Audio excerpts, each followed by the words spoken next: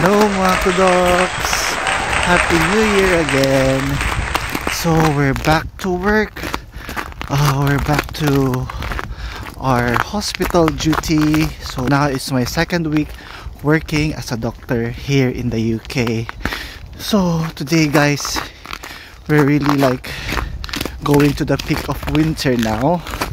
As you can see here in Scotland, in my place, there's already snow. So the weather has not been that good for the past days.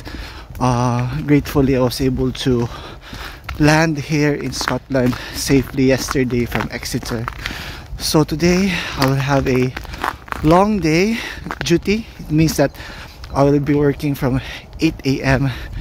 to 8 p.m. today, guys. So hopefully my duty will be alright today, and I will learn and I'll be able to help patients with all their needs. So hopefully you're doing alright today, guys.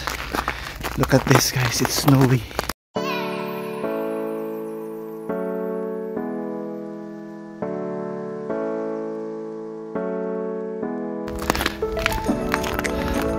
I'm gonna see you later once I finish my duty. See you later mga kudoks.